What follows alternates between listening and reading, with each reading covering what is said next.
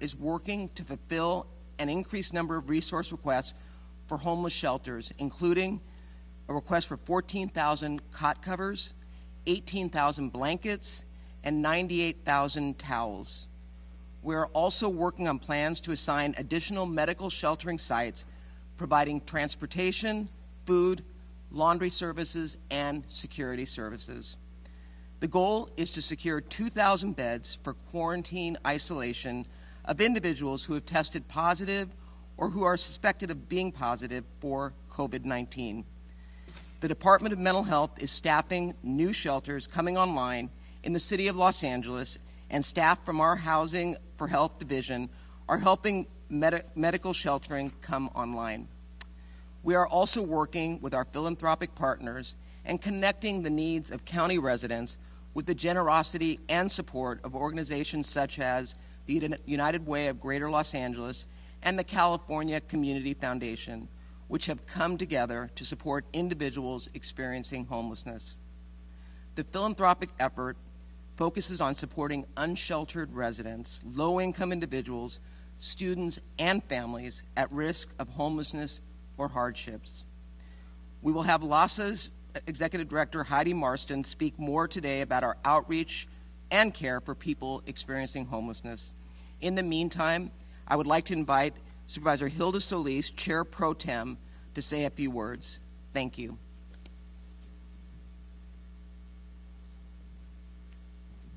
Good afternoon, everyone, and thank you. I'm Supervisor Hilda Solis, Chair Pro Tem for the 1st District.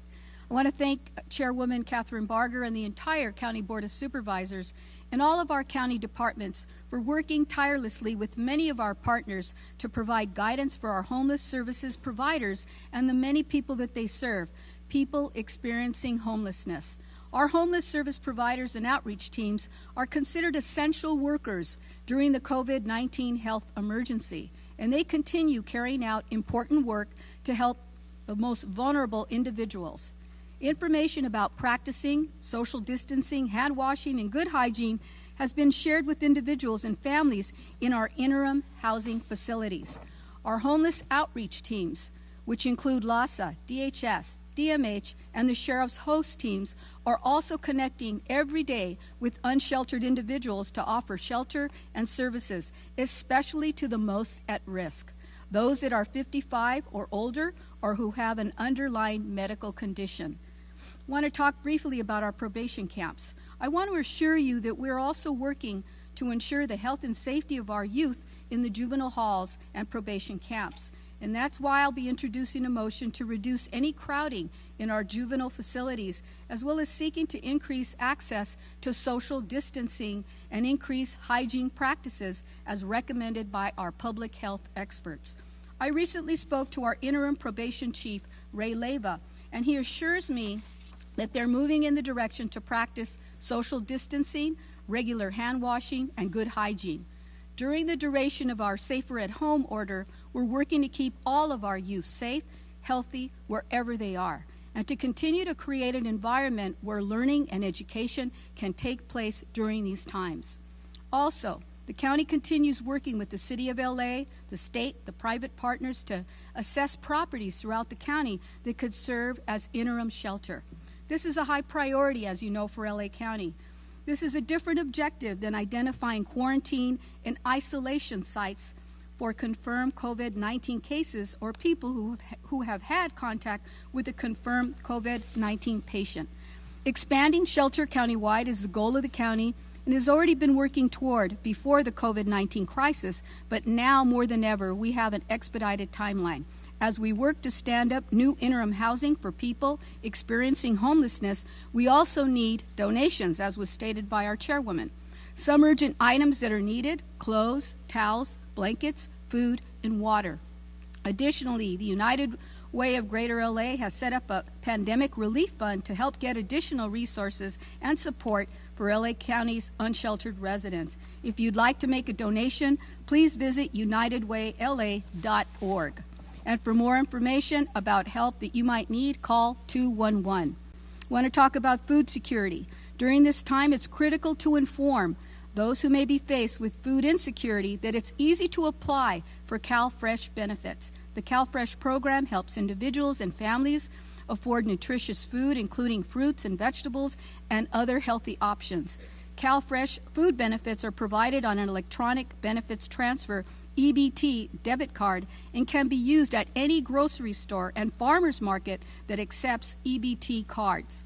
Also, individuals receiving CalFresh benefits who are homeless, have a disability, or are age 60 or older can use the EBT card to purchase prepared meals from participating restaurants through the CalFresh Restaurant Meals Program. Applying for CalFresh is easy. You can do it online or by phone. For more information, call 866-613-3777 or go online www.getcalfresh.org. Finally, I want to thank Governor Gavin Newsom for his continued support as the county tackles this health emergency. Governor Newsom has approved allocating more than $42 million for the LA region in emergency homeless housing, assistance, and prevention. This includes $10.6 million for Los Angeles County. This funding will provide essential support for LA County, the City of LA, the City of Long Beach, and continuums of care to provide important care, shelter, housing for our homeless population during and beyond this crisis. Thank you. With that, I am pleased to welcome Dr. Barbara Ferrer, our Director of Public Health.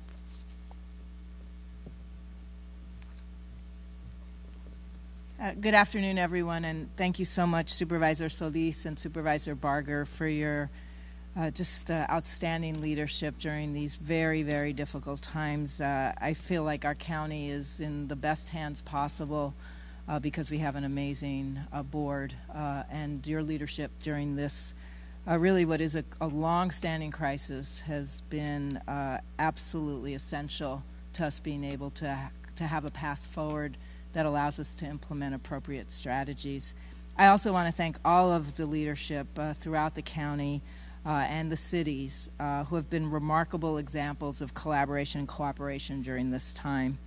This is actually what's absolutely necessary for us to be able to provide appropriate services to the more than 10 million people that call LA County their homes.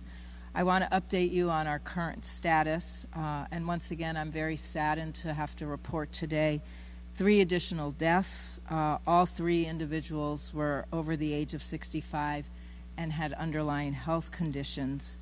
This brings the number of deaths to 13 in LA County.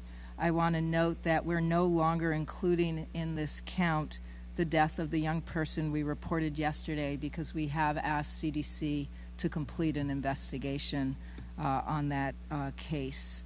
The family and the friends who are mourning these losses, you're very much in our thoughts and prayers, and we are so very sorry for your loss.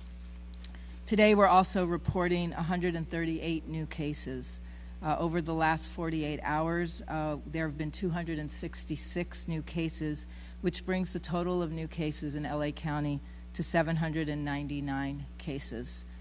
This includes 28 cases that are reported by our partners in the City of Long Beach and 7 cases reported by the City of Pasadena. Fully 80% of all positive cases in LA County are happening amongst people between the ages of 18 and 65, with 40% occurring in young people or younger people between the ages of 18 and 40. 160 people who have tested positive have at some point in time been hospitalized, and this amounts to 20% of all of our positive cases.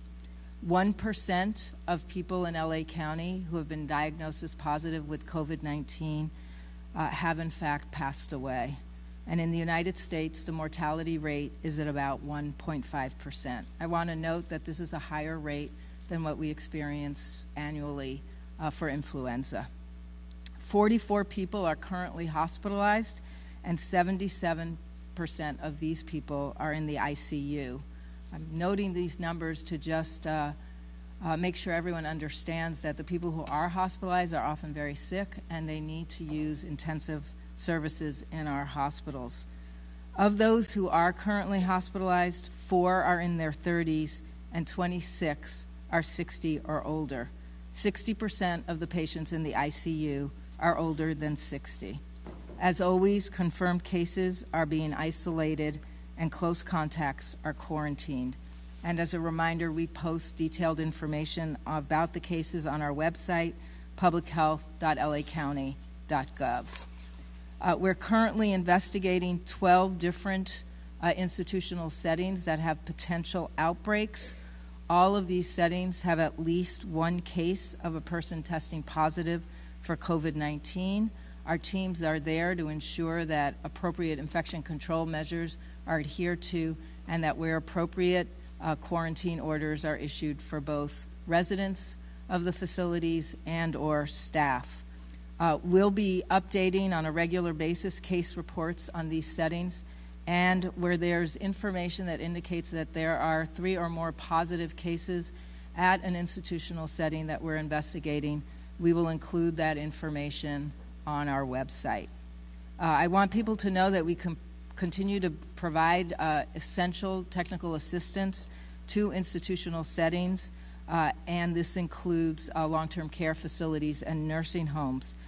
We already did a round where we provided technical assistance to all 320 shelters and interim housing facilities. We recently did about 315 nursing homes, skilled nursing homes, and long-term care facilities. And yesterday we trained 900 people who are managers and staff at congregate living facilities on infection control protocols and practices at their sites. As of yesterday, over 6,300 people have been tested in LA County, and 11% of those tested were positive. While we're not seeing the same rate of acceleration in cases as New York City, this does not mean that we won't see many more cases and that we won't, in fact, experience an acceleration once testing capacity increases. I want to really thank Dr. Kazan. He's making amazing strides in improving our capacity to test. But I also want to remind all of us that testing remains limited. And increasing our capacity to test means not only that we need to have enough testing available, but we need to be able to get those results in a timely way. And we still remain limited in both ways. So we're continuing to ask that testing be prioritized for people who are symptomatic and for whom a clinical provider has determined that testing is appropriate. As a reminder, in these times that are less than ideal, we don't have all the testing we wish we had. And in fact, we're working hard to make sure that our healthcare workers have all of the equipment that they need to be able to practice life-saving medicine in all of the places where they're practicing. We all need to do our part as well.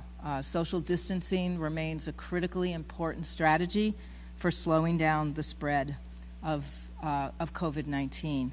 The other strategy that's really important for us to adhere to are isolation and quarantine orders.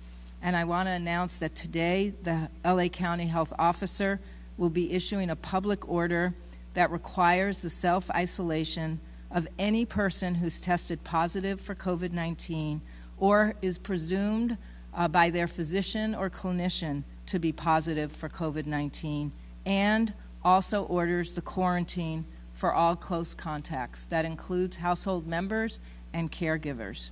So if you've been tested for COVID-19 and you're waiting for your test results, or you've been told by a provider that you should presume that you're positive for COVID-19, we ask that you follow the directives to self-isolate. This means staying at home for at least 7 days and until you're fever and symptom-free for 72 hours. Do not leave your home. Please do not leave your home unless it's for a medical appointment.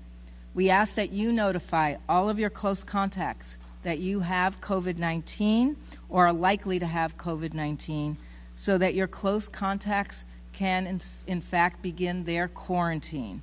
And as a reminder, close contacts include intimate partners, caregivers, people who live in your home, or people with whom you spend a significant amount of time each day face-to-face with less than 6 feet apart. As much as possible, we ask while you are self-isolating, you stay away from other people in your home and you use your own bathroom. The public order also requires that folks who are close contacts quarantine themselves. And a quarantine means something similar, but for a longer period of time. So while people who are ill and have a positive diagnosis for COVID-19 or are presumed to be positive for COVID-19 need to remain home for at least 7 days and 3 additional days that they're symptom-free. That means no fever, no using fever-reducing medication to count as no fever. For people who are quarantined, it's a 14-day quarantine. You must stay home, isolated from others for a 14-day period. That's the incubation period for COVID-19. Even if you were to get tested during that period and your test is negative, you still have to stay home the entire 14-day period. It's really important that people understand 14 days is what's required because it can take up to 14 days for you to develop any symptoms of COVID-19 from your exposure. If you develop symptoms, you immediately move into needing now to be isolated, and you have an additional 7 days that you must stay isolated, and that includes you must be 3 days free from fever and symptoms before you can, in fact, leave your household. I'm trying to give as much advice as I can on this and what it means to quarantine and isolate, because even if you're not positive now and you have no close contact with people who are positive, we're asking every single resident in LA County to be prepared to isolate and or to quarantine. And that means have your plans in place, because when you're quarantined or isolated, you cannot go to the grocery store. You cannot go to the pharmacy. And we ask that you have plans in place, that you ask for help if you need help from others in your friends, your neighbors, your family, to make sure that you can get your necessities so that you, in fact, are able to stay home, isolated and or quarantined. Please feel free to call 211 if you need assistance or you're having trouble figuring out how this would apply to you if you're already being asked to quarantine and or isolate. I want us all to keep hope. I think, from my perspective, the vast majority of Angelinos are doing everything they can to practice social distancing, to stay home if they're not essential workers, and to support each other. And I bless all of you for being part of this effort. And I ask of those of you who are still having trouble coming into compliance with social distancing requirements. People, unfortunately, are dying in our communities, and people are very, very sick from COVID-19. And you can do your part. You are a person, wherever you are, who can possibly infect others, and we ask you to take every step possible to make sure that's not happening. So now I want to introduce Dr. Kristina Galley from the Department of Health Services.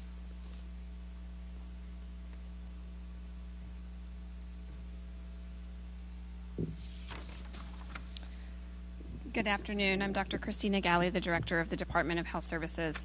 First, I want to extend my thanks to all those who are out there working on the front lines, the public health workers, the healthcare workers, first responders. I know you are all going above and beyond.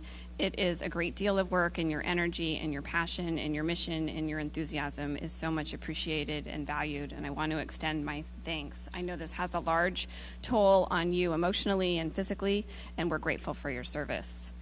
In response to some questions we've received from the media, I wanted to start with just a quick overview of the role that the Department of Health Services is playing in the COVID-19 response.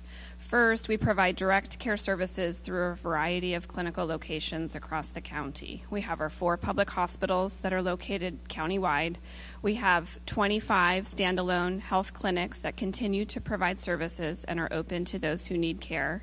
We also offer clinical services to the inmates in the LA County jail population, as well as to juveniles in the juvenile halls and camps.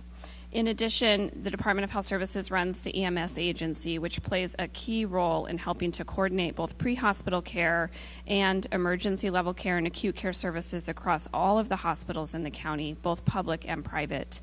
They serve as the disaster resource coordinators across the county and are actively distributing supplies, including personal protective equipment, ventilators, and other supplies from state and national stockpiles.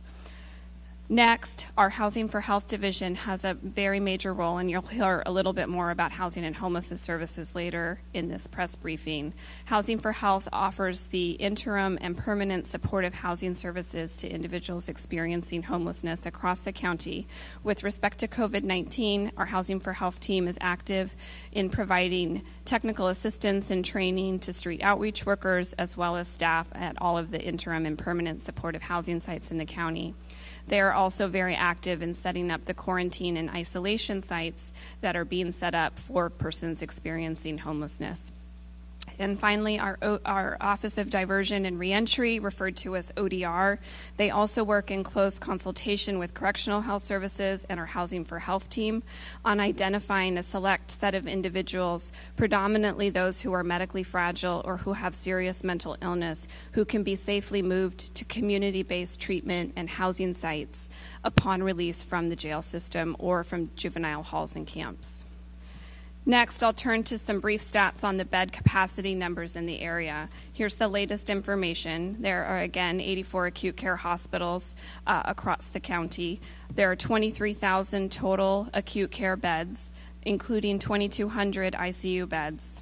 Across all of the county acute care hospitals, as of today, there were 1,500 open beds, including 220 open ICU beds, with 100% of hospitals reporting.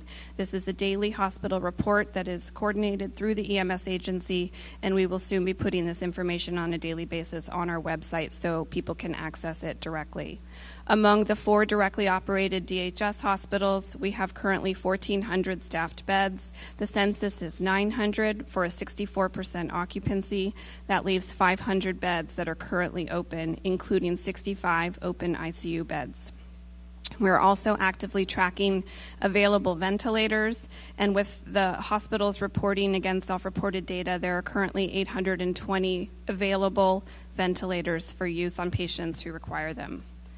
Regarding hospitalizations, as Dr. Farrar just reported, there are 160 of the 799 patients who have required hospitalization at this point in time in Los Angeles County, for an overall hospitalization rate of 20%. Within the DHS system, we currently have 4 individuals who have tested positive for COVID-19 who are in the DHS hospitals. This includes 2 who are in ICU level care and 2 who don't require ICU level care. There are no inmates in the LA County jail population who have tested positive for COVID-19 to date. There are also an additional 71 individuals currently in the DHS hospitals who are currently under investigation for possibly having COVID-19 and are awaiting test results. We have started asking all of the private hospitals across LA County to report on a daily basis their number of COVID-19 positive patients, as well as persons under investigation, along with their available bed number, and we will report this information in aggregate based on availability of numbers. If you have any specific questions about individual hospitals' data, it would be best to reach out to them directly. In terms of surge planning efforts, the county has developed a 5-stage surge planning effort in order to increase the capacity of acute care beds across the county. This includes making sure that we have increased number of beds available for individuals who are COVID-19 positive, as well as making sure we maintain bed availability for individuals who require hospitalization for things other than COVID-19. We are working on the staffing and supplies, as well as other resources and systems needed to support these beds, and are appreciative of all of the partnerships that have been in place to help support these efforts.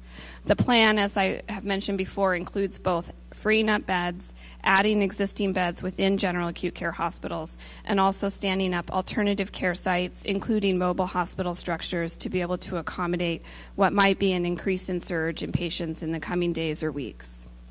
With respect to supply chain, we highly prioritize the safety of our workforce and our patients, and are actively following all public health guidance with respect to provision of personal protective equipment.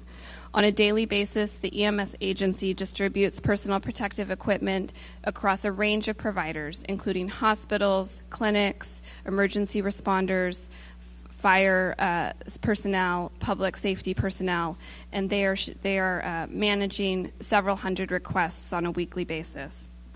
We're grateful to our federal partners, including FEMA, as well as various state partners for helping us to gain access to personal protective equipment, as well as other supplies such as ventilators. We have multiple orders that are in the process of coming in, and we are seeing the stocks of several of those pieces of equipment and supplies increase on a daily basis.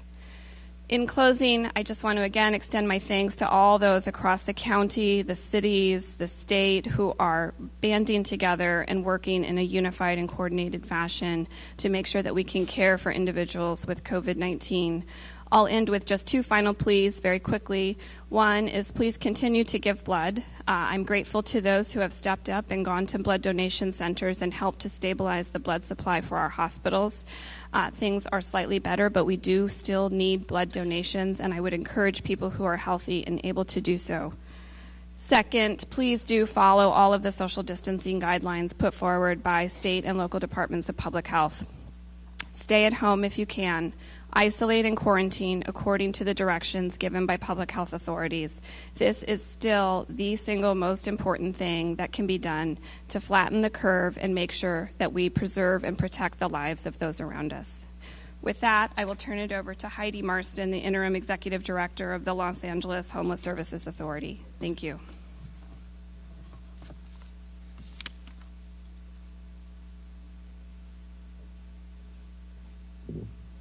Thank you. Good afternoon. LASA and our partners in the homeless response system are working around the clock to ensure the safety of all of our individuals who are experiencing homelessness amidst this crisis in Los Angeles County. At LASA, our primary focus is to expand opportunities for immediate housing and shelter solutions for people experiencing homelessness. In partnership with the city and the county of Los Angeles, we've set up 8 sites, bringing online nearly 350 new shelter beds just in Los Angeles City alone, with a plan to operationalize up to 42 additional sites. These sites came online in less than a week.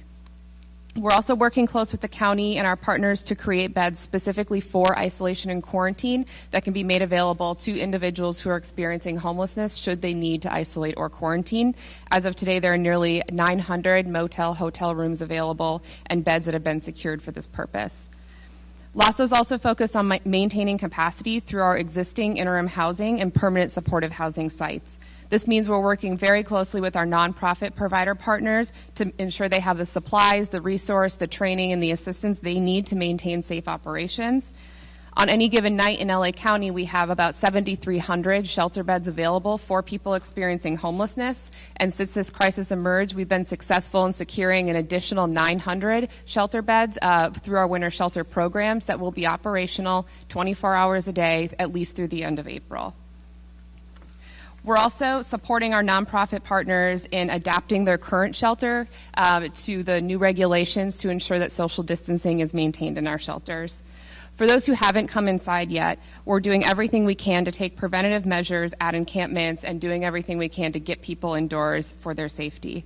Partnering with leadership across the county and the city of LA, we've placed more than 300 mobile hygiene stations and 18 mobile shower locations that are operating for people who are living on the street. LASA has created a portal on our website, lasa.org, that has an interactive map to show people where these resources are located to ensure that they have access to that information. Our outreach teams are also focused on locating unsheltered individuals who are deemed highly vulnerable, meaning over the age of 55 and or have underlying health conditions, to ensure we're doing everything we can to get them inside so they minimize and decrease the risk of their exposure. As I said, we've compiled an extensive resource portal on lasa.org that contains best practices, resource guides, training for outreach workers and providers, and information on how you can receive help if you need help, as well as information in how you can help in this effort to ensure that we are doing everything we can to protect our most vulnerable neighbors. We're committed to serving our unhoused neighbors with more than 200 outreach workers across the county who are engaging with folks every day to make sure they know the resources available to them, and working closely across our system to support our homeless system and what it needs to deliver resources and address this crisis. And with that, I will open it up to questions for the group. Thank you, ladies and gentlemen. If you do wish to ask a question, please press 1 and then 0 on your keypad. You can withdraw your question at any time by repeating the 1-0 command. And if you're using a speakerphone, please pick up a handset before pressing numbers. Once again, it's 10. First question. Now it comes, one moment here. It'll come from the line of Haley Winslow with Fox 11 News. Please go ahead. Hi there. Thank you for everything you guys are doing. Just wondering, could you guys elaborate at all anymore on why the teenage death may be related to COVID-19 is complicated? Sure. One moment, Dr. Ferrer will come up. Yeah, thanks so much for that question. On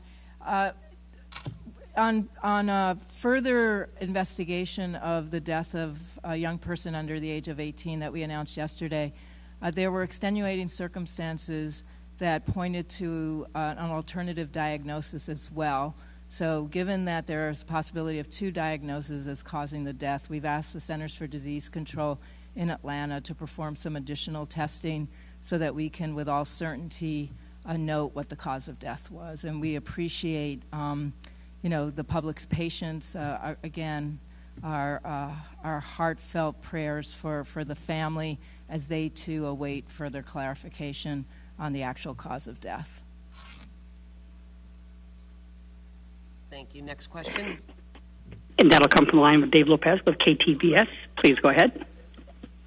Yes, Doctor, two quick questions, if I may. The numbers in New York, and I hate to keep bringing that up, but I guess that's a very critical barometer. 5,100 new cases in one day, 75 more deaths. Should we expect that to happen in Los Angeles? And if it doesn't happen, say, in the next week, is it a sign that we are doing everything humanly possible to stop this surge? I wish I could say with all certainty that's where we're going, and more likely I would love to be able to say with all certainty that's where we're not going. And I can say neither.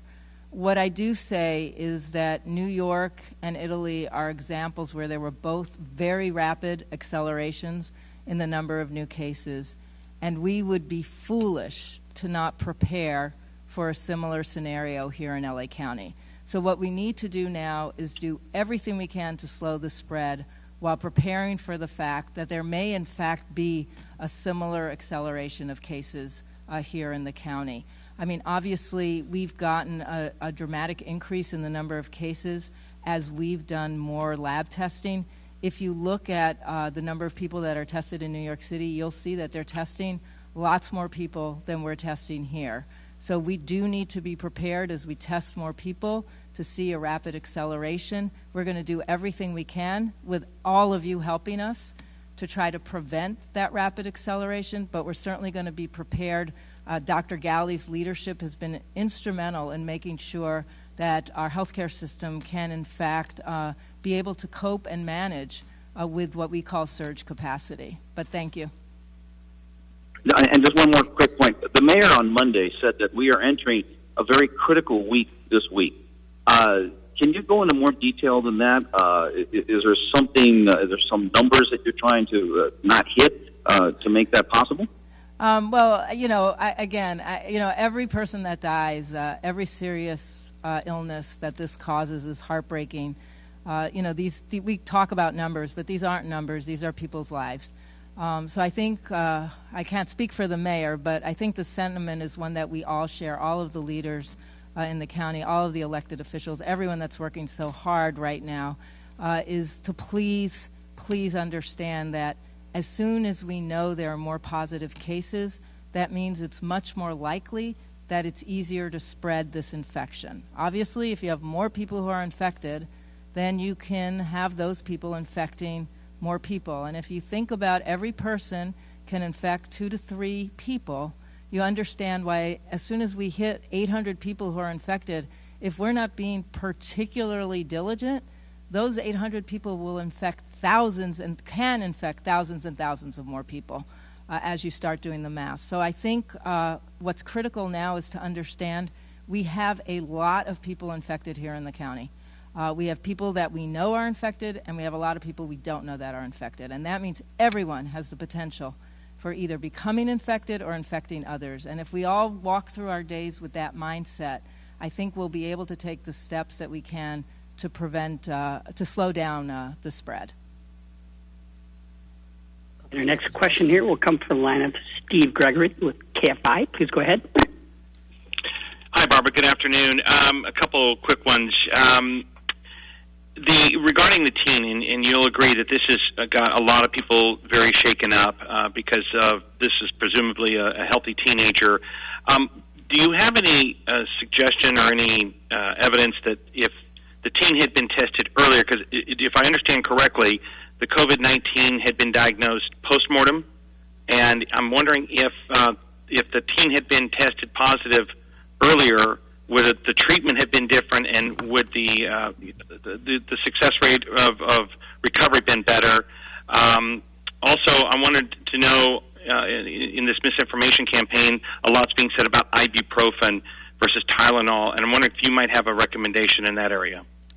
So let me start with the first. So I'm not going to give any information about this particular case. That would be a HIPAA violation.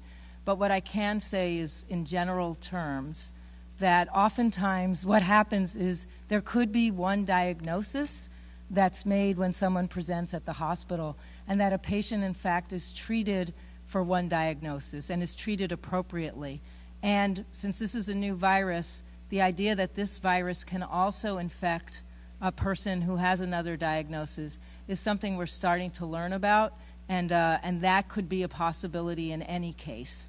As somebody passes away, there could have been an identified cause for an illness, and then upon further inquiry, we would look to see if COVID-19 was also implicated. But I'm not going to get into the specifics about what happened with this young person, and I just want to respect both the person's privacy and the family's privacy. So I can't comment on the specific case. And I'm going to have Dr. Galley just talk about sort of, Tylenol versus ibuprofen. I mean, one thing for sure we know, please no aspirin to reduce fever, but I haven't heard any debate about sort of Tylenol versus ibuprofen. So I'll let Dr. Galley see what she's heard on the clinical side.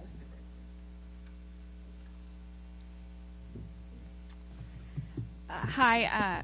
I think that both medications are suitable, though obviously people's underlying clinical conditions can make a determination that one would be more appropriate than the other. So in the absence of better information at this point about the virus and how it is definitively best treated, it would be best to make all decisions regarding pharmaceuticals and medications that someone is taking if they feel ill in consultation with their personal provider.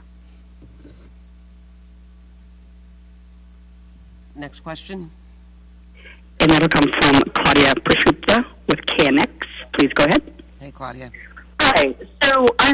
Hi, good afternoon. I'm wondering if Mayor Garcetti is right that we're 6 to 12 days behind New York. Given the efforts that are underway to prepare for a surge, where do you expect that we'll be a week from now in terms of ICU beds, ventilators? I know ventilators have been ordered. I know the naval ship is coming.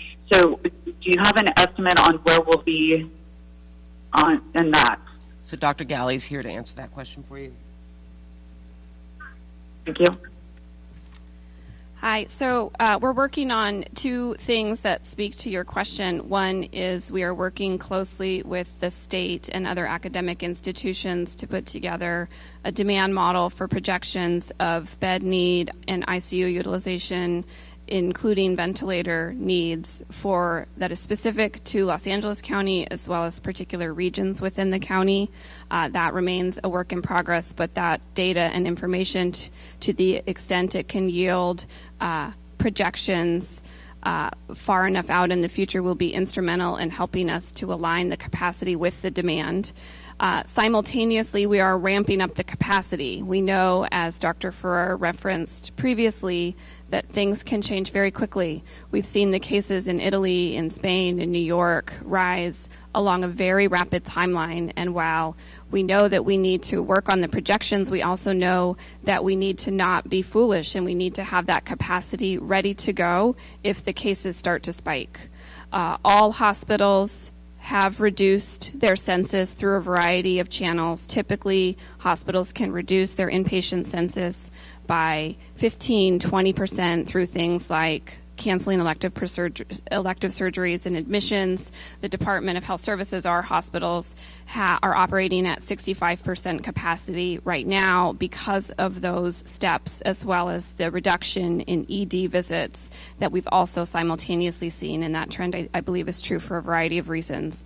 At the same time, in addition to freeing up beds that would normally be occupied by non-COVID patients, hospitals have the ability, according to their disaster plans, to surge on-site acute care capacity, including ICU beds, anywhere from 20 to 40%. The ability of individual hospitals to do this greatly varies by hospital. We are working through the EMS agency in partnership with private hospitals across the county to help support them in implementing their surge plans. Hospitals can do this by doubling up single rooms, putting in a single room, or in a double room, putting 3 patients in a room. They can use post-acute care units, emergency departments, operating rooms, pre-op areas that are used to having critically ill patients in them, and they can use those for acute care bed capacity. We are also looking at bringing on delicensed beds back online. The California Department of Public Health has offered substantial regulatory flexibility in helping hospitals do so. This allows us to put in more acute beds, whether it's medical, surgical, or ICU level of care, into these previously delicensed areas. It also allows us to put online lower level of care beds for patients that cannot yet go home but no longer require acute care. And that facilitates moving the patients out of the regular units of the hospital into these new areas and making sure that the acute care bed capacity is reserved for patients who are truly acute. I've also, you mentioned the Mercy Ship. That will bring on an additional 1,000 beds, 620 of those are lower level of care, 380 of those are acute care. Of those 380, 80 of those are ICU level of care. We're also looking at a number of additional federal and state options for increasing acute care bed capacity and working in partnership with a number of institutions. The governor has also recently announced that it has executed a lease for St. Vincent's Medical Center, and the county is working in partnership with the state as well as other private partners on a plan to be able to reopen that facility to provide acute care capacity. That particular hospital has a capacity of 380 beds. There's a number of different hospitals that we're looking to bring back online and other possibilities for doing mobile medical units that can be put in place in a variety of locations. Obviously, all these beds require supplies and they require staffing. So I've mentioned today, and we'll put the data online as soon as possible, there are a little over 800 ventilators that are currently available. EMS agency is working with FEMA as well as others to secure additional ventilators. We have a couple of hundred additional ventilators either delivered or on delivery with a delivery date anticipated soon, and we'll continue to increase those numbers as well as the other supplies and equipment that are needed to properly care for acute level patients. This will be the last question. Okay, that'll come from Carlos Grandi with Channel 7 Eyewitness News. Please go ahead. Hey, Carlos. Hi, how you doing? For Dr. Ferrer, she mentioned that you're investigating 12 settings of possible outbreaks. Can you explain what are those settings and where are they in the county? Sure. I don't have the detailed information on where exactly they're in the county, but they're all over the county. So let me just say they are distributed throughout the entire county. These are primarily nursing home settings, but there's also at least one residential care facility and one group home. So I call, an institutional setting is a place where there are a large number of people receiving care and services. That could include, for example, a jail for us would be an institutional setting, as would be a shelter. None of those are on our list of places where we're currently investigating any kind of outbreak situation. But we do have primarily nursing homes where there's been at least one person. Oftentimes it is, in fact, an employee at a site that has tested positive. We're doing a full investigation, and that includes really quarantining most of the people at that facility, isolating, and this is a situation where we look very quickly for symptoms and we try to do rapid testing. I will say our lab retains capacity for all institutional investigations to be able to provide a rapid turnaround on testing. We can't be waiting 6 days for a test result when we have an institutional outbreak, and we don't. We actually process those and retain capacity at the public health lab to make sure we can turn this around quickly. All of the places where we're doing an investigation know that should there be 3 or more positive cases, we would actually be identifying those locations. Now Supervisor Hilda Solis is going to give the remarks in Spanish. Supervisor Solis. Buenas tardes a todos. Quiero primero dar las gracias a todos los supervisores que nos están apoyando este día y cada día. También quiero agradecer a nuestros departamentos del condado que están trabajando para apoyar a los grupos comunitarios quienes están ayudando a los sin techo. Estos grupos comunitarios están haciendo todo lo posible para asegurar que los desamparados se mantengan seguros en este momento. Estos grupos comunitarios están diciendo a los sin techo que deben de mantener al menos 6 pies de los demás y que deben lavarse las manos muchas veces durante el día con jabón. El condado está haciendo todo lo posible para asegurar que los desamparados se conectan con los servicios que más necesitan. Especialmente están ayudando a los que corren más riesgo, los que tienen 55 años o más o que tienen una condición médica. Quiero decir también que queremos asegurarles que estamos trabajando para garantizar a la salud de nuestros jóvenes en los centros de menores. Voy a introducir una moción para bajar el número de menores en estos centros de menores. Así ellos pueden mantener 6 pies de distancia y seguir con las recomendaciones de expertos en salud pública. También quiero decir el condado está trabajando con la ciudad de Los Ángeles, el estado de California y socios privados para buscar más lugares para los desamparados. También necesitamos donaciones. Quiero pedir que necesitamos donaciones para ayudar a las personas sin techo. En este momento, quiero decir también que necesitamos ropa, toallas, cobijas, comida y agua. Si desea hacer una donación, por favor, visita unitedwayla.org. O si no, pueden también llamar 211.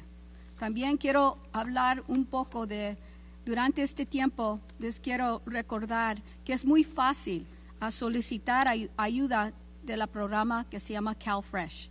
El programa CalFresh ayuda a personas y familias de bajos recursos a comprar frutas, verduras y comida fresca.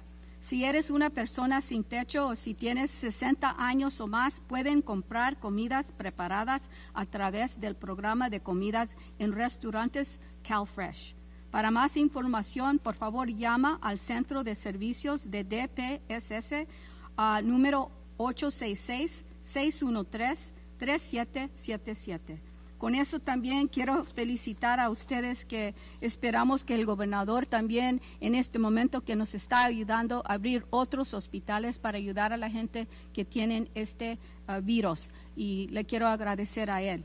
En este momento quiero introducir la doctora Barbara Ferrer, directora de Salud Pública. Muchas gracias.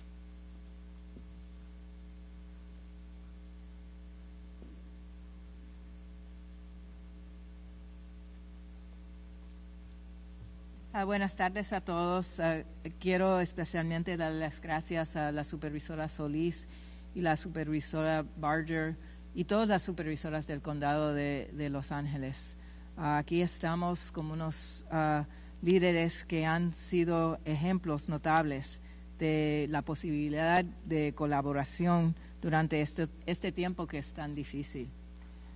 Para actualizarlo sobre nuestro estado actual, aquí estamos reportando hoy que estamos tristes porque tenemos 3 más muertes adicionales.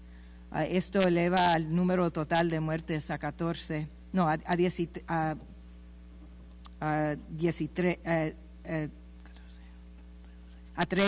en el condado de Los Ángeles.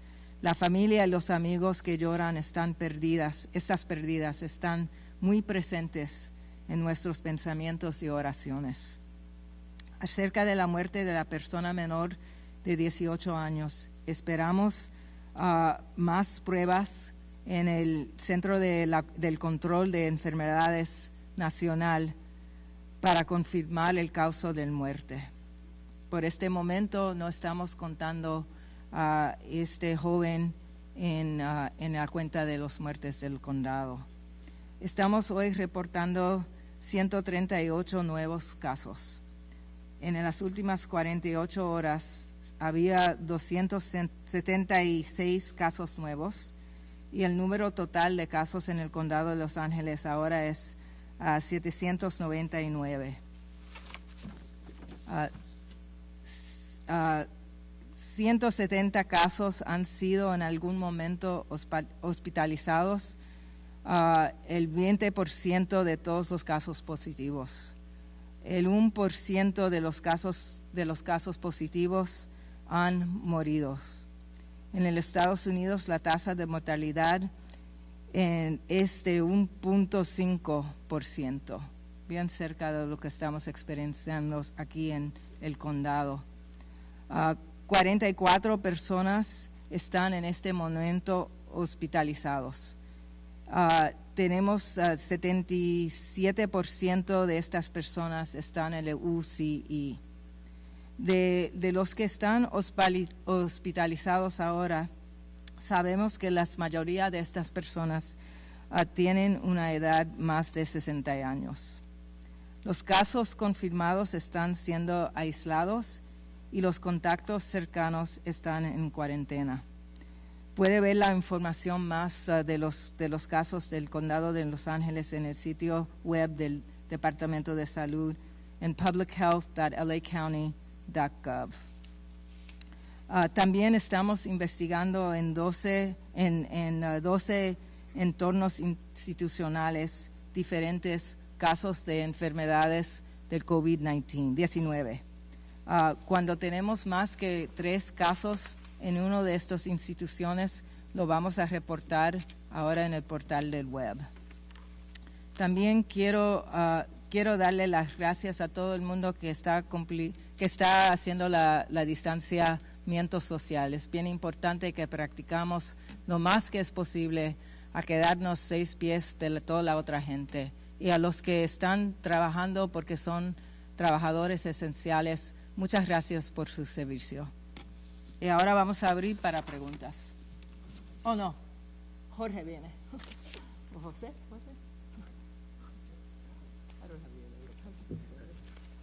Gracias, doctora. Mucho gusto. Buenas tardes. Mi nombre es José Delgado y soy portavoz de la Autoridad de Asuntos de Gente Desamparada aquí en Los Ángeles.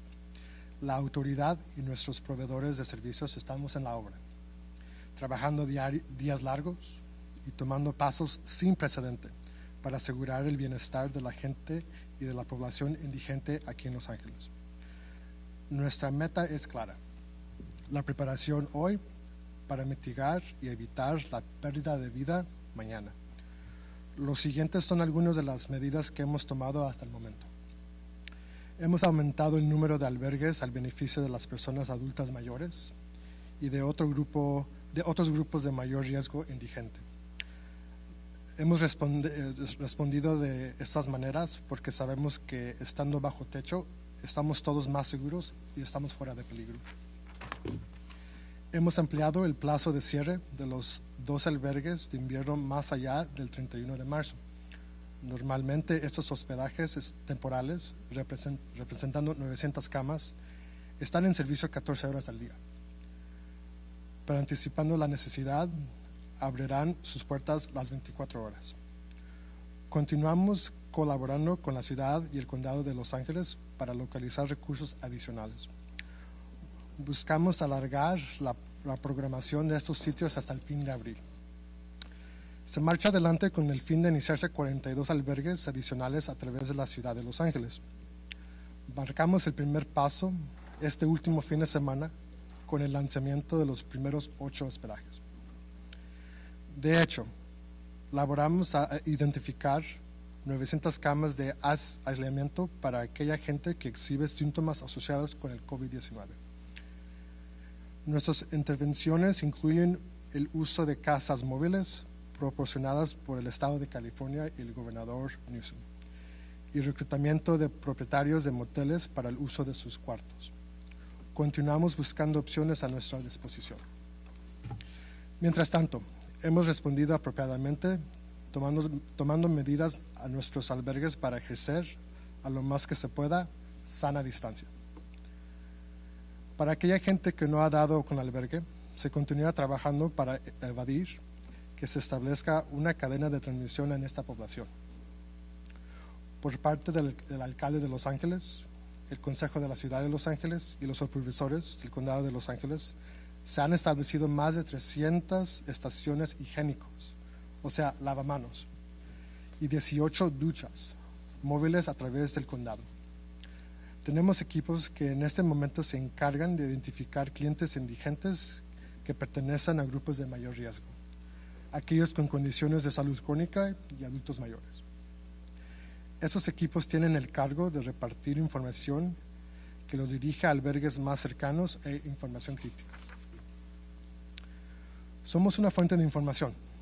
Hemos recopilado informes de varios expertos y orientación para aquellas personas que se encuentran sin hogar y para proveedores de servicios aquí en Los Ángeles. Todo esto se puede acceder a nuestra página de web.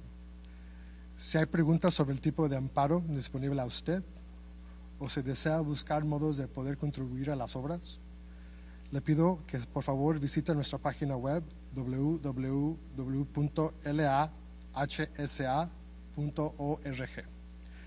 Muchísimas gracias. En este momento abrimos para preguntas. At this point, we'll start opening up for questions.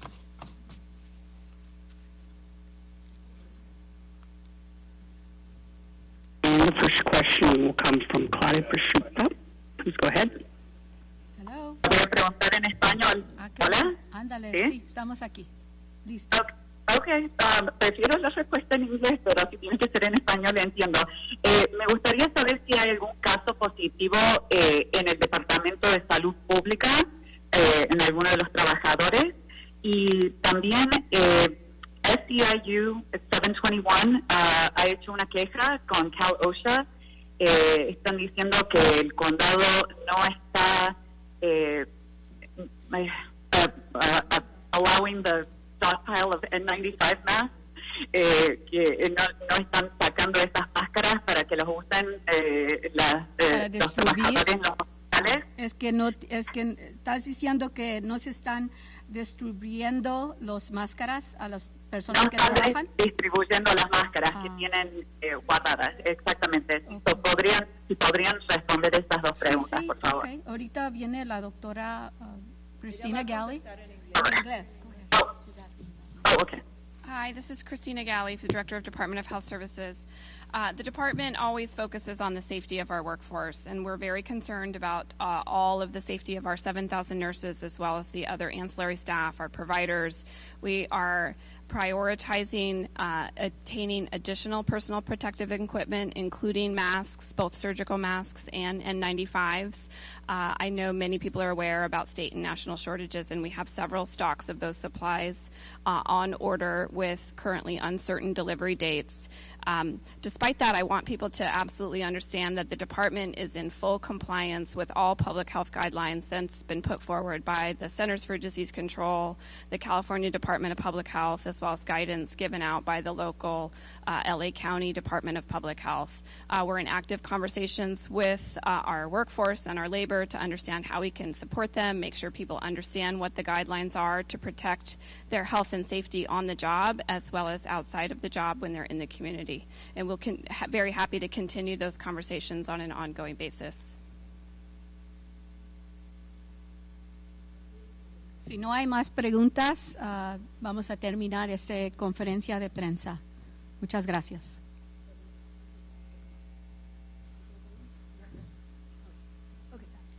Claudia, te voy a contestar la pregunta sobre los casos positivos en los departamentos.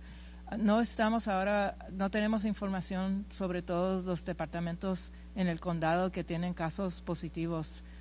Es bien importante que gente entienda que damos mucha información si hay casos en instituciones donde la gente son